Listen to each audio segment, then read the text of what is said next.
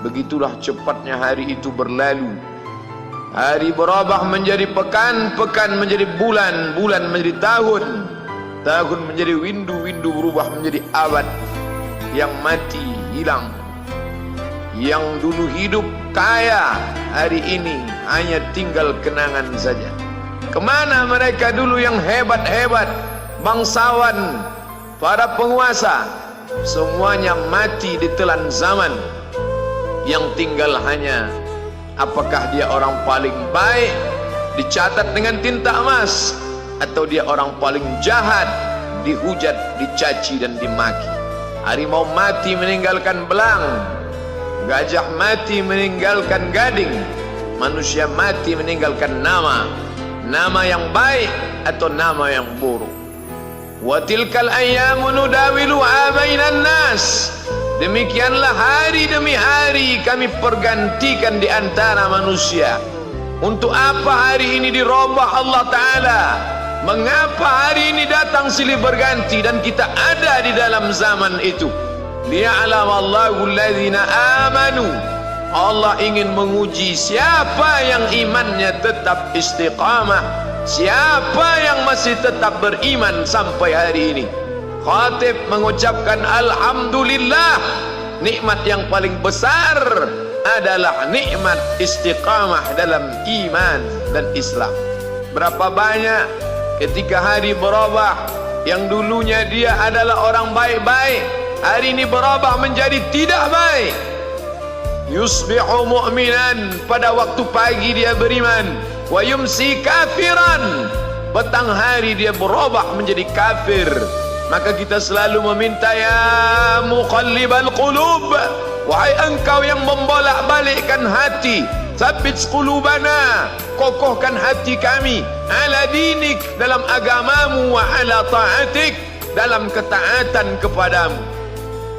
Berapa banyak yang dulu susah melarat, miskin, untuk sesuap nasi pun sulit, tapi begitu dilapangkan Allah rezekinya, tidak menjadi hamba yang bersyukur. Dia lalai, dia sangka itu karena jerih payahnya, dia kufur nikmat Allah Subhanahu wa ta'ala. Tapi siang hari ini, alhamdulillah, ada hamba yang disehatkan Allah, dia tetap bersyukur. Ada hamba yang ditingkatkan Allah rezekinya, dia tetap bersyukur. Ada hamba yang dinaikkan Allah kuasanya, dia tetap bersyukur. La in syakartum, kalau kamu syukuri nikmat itu, la azidannakum, pasti akan kutambah. Wala in kafartum, tapi ingat, kalau kamu kufur, kamu ingkar, inna azabi lasyadid, azabku amat sangat hebat, amat sangat dahsyat, amat sangat mengerikan. Berapa banyak orang di masa lalu mati dalam azab Allah Subhanahu wa ta'ala. Tapi itulah manusia, diambil dari kata nasya, lupa. Dia tidak pernah ingat apa yang pernah ditimpakan Allah kepada kaum-kaum sebelumnya. Wa ila samud akhahum salihah, kepada kaum Samud diutus Nabi Saleh. Mana mereka sekarang? Punah, musnah, tidak ada lagi di atas muka bumi Allah. Wa ila Madyana akhahum Syuaiba, kepada kaum Madian diutus Nabi Syuaib. Mana mereka sekarang? Punah, musnah, tidak ada jejaknya di atas muka bumi. Wa ila Adin akhahum Huda, kepada kaum Ad diutus Nabi Hud. Tidak satu pun ada di atas muka bumi. Tapi orang tetap juga angkuh dan sombong. Memang itulah manusia yang berada di atas muka bumi Allah Subhanahu wa ta'ala. Maka orang-orang yang baik tidak pernah berhenti mengajak kepada kebaikan. Umat ini dikatakan baik bukan karena banyak ibadahnya. Umat ini dikatakan baik bukan karena dia pergi bolak-balik ke kota Makkah Al-Mukarramah untuk haji dan umrah.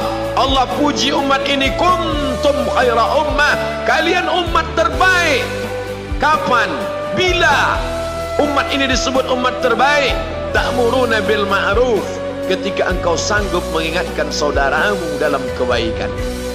Pagi ingatkan tentang siang, siang ingatkan tentang petang, petang ingatkan tentang malam, malam ingatkan bahwa esok pagi kita tetap berbuat baik. Wa tanhauna 'anil munkar, larang mereka dari perbuatan mungkar.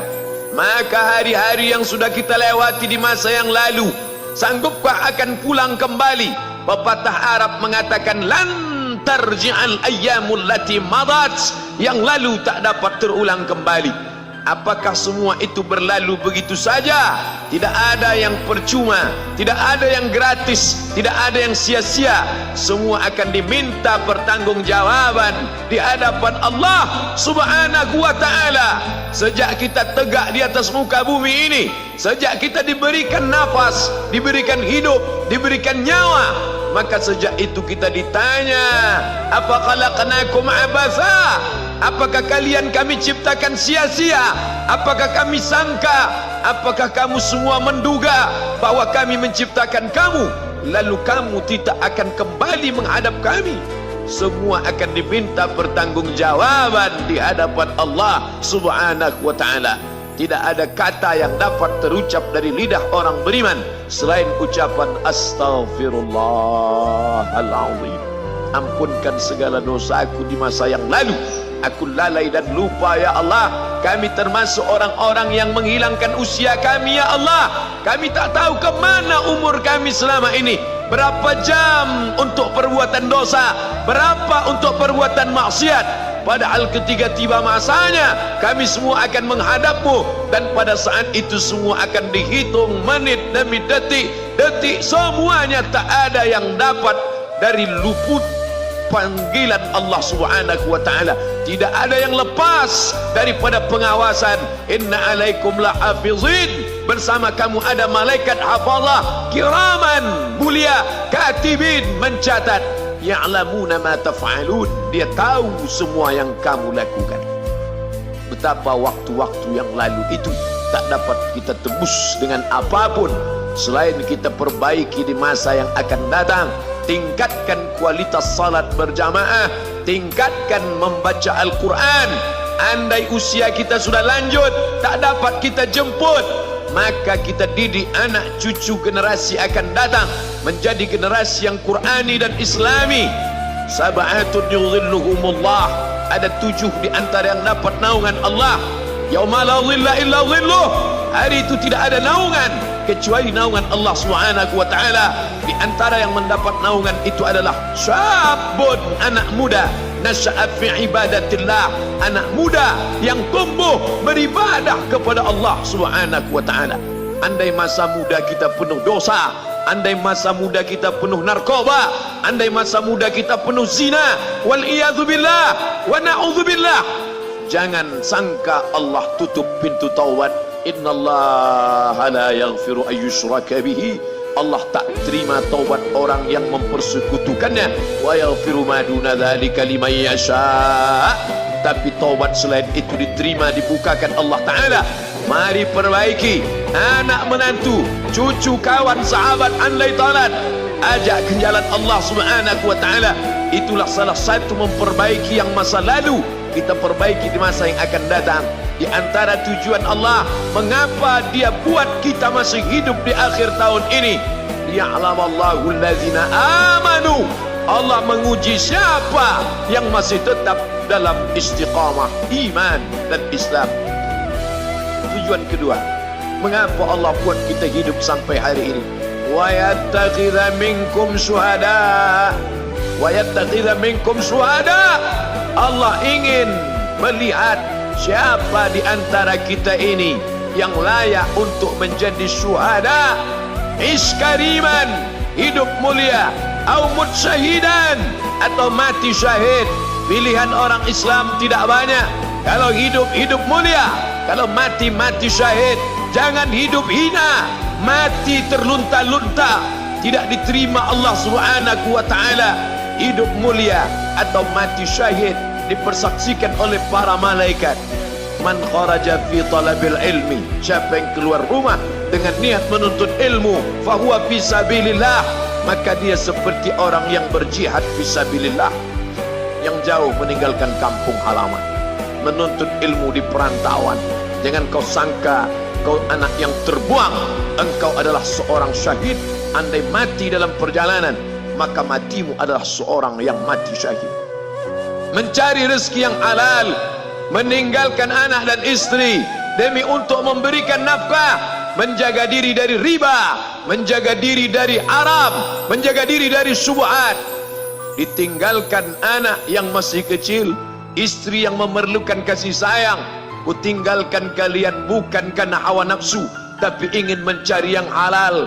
Tetesan air mata, penuh keringat dan kerinduan, munajat di tengah malam, dibayar Allah Ta'ala dengan tetesan darah seorang syahid. Man mata duna malihi, siapa yang mati membela kehormatan hartanya, fahuwa syahid, maka dia mati syahid. Betapa seorang yang susah melarat hanya untuk menjaga diri dari yang haram dan syubhat, Allah muliakan dia. Inna akramakum indallah, yang paling mulia di antara kamu di sisi Allah, atqakum, yang paling takut kepada Allah. Ramai kita di rumah Allah ini, yang paling kaya kah yang paling mulia? Tidak. Yang paling ganteng dan paling hebat kuasanya kah yang paling mulia? Bukan. Yang paling berilmu, buya, kiai, ulama, apakah dia yang paling mulia? Tidak ada jaminan. Tapi yang paling takut kepada Allah Subhanahu wa ta'ala, takut terjerumus dalam riba, takut terjerumus dalam syubhat, takut makan haram, sehingga dia biarkan dirinya dalam kesusahan, susah dalam pandangan manusia, melarat dalam pandangan orang kaya, tapi hidup mulia dalam pandangan Allah, para malaikat, nabi dan rasul. Hari ini orang itu dikatakan bodoh, hari ini dia dikatakan goblok, hari ini dia dikatakan kamu tolol sekali. Mengapa tidak kamu pakai kekuasaanmu? Mengapa tidak kamu pakai kesempatan? Hidup hanya sekali, pakailah sesuka hati. Tapi dia takut kepada Allah Subhanahu wa ta'ala. Pagi dan petang dia katakan, Allahumma ajirna minan nar, Allahumma ajirna minan nar, Allahumma ajirna minan nar. Selamatkan kami, aku, istriku, anakku, keluargaku dari api neraka ya Allah.